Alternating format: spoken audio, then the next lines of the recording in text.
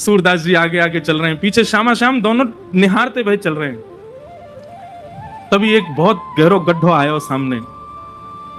सूरदास जी जब गड्ढा की तरफ जान लगे, जैसे ही जान लगे, श्री जी बोली, अरे अरे ये देखो गड्ढा में गिर जाएगा, अरे याकू जल्दी जाके रोको। ठाकुर जी कह रहे, नहीं श्री जी बिल्कुल नहीं, बाकू गिरन दो, अपने आप संभलेगा, तुम बिल्कुल मत जाओ। अरे तुम कैसे हो बेचारो, गिरवे वार हो, बाकू लग जाएगी वाकई।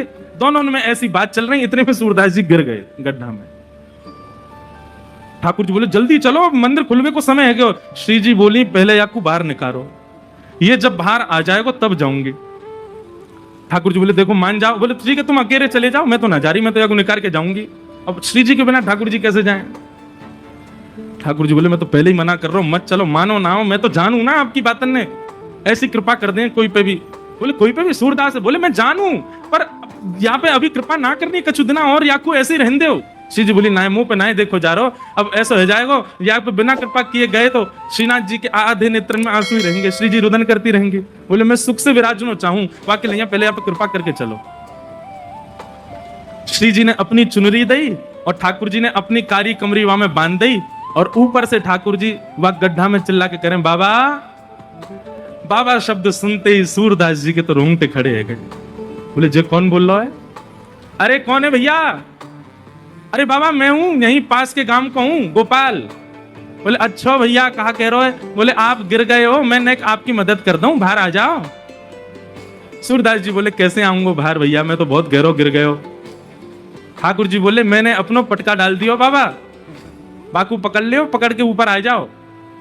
सूरदास जी ढूंढने लगे, तभी हाथ में पटका आयो। सूरदास जी ने जैसे ही वो पटका पकड़ो, कारी कमरी पकड़ी और ऊपर चढ़ने लगे, तो नासिका के पास जाती वह कारी कमरी में थे ठाकुर जी के श्री अंग की सुगंध, जो आज सुबेरे सुबेरे श्रृंगार के दर्शन में श्रीनाथ जी में जो इत्र प्राप्त भयो, वहां की सुगंधी और कारी कमरी की सुगंधी एक सी है। सूरदास जी बोले, जे सुगंधी तो सुबह सुबह गुसाई जी ने दही मोहे श्रृंगार के बाद, यह पटका में तो कैसे आ रही है? सूरदास जी के मन में संशय नहीं आया कि कोई और होगा, तुरंत विश्वास प्रकट हो गया, श्याम सुंदर ही है।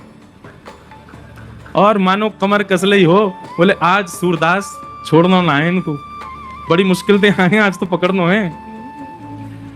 ऊपर आने लगे सूरदास। यहाँ ठाकुर जी श्री जी की चुनरी ते कारी कमरी बंदी भई है, और ठाकुर जी श्री जी की चुनरी पकड़ के खड़े हैं, और ठाकुर जी की कमर पकड़ के श्री जी खींच रही हैं पीछे, और सूरदास बाहर आ रहे हैं।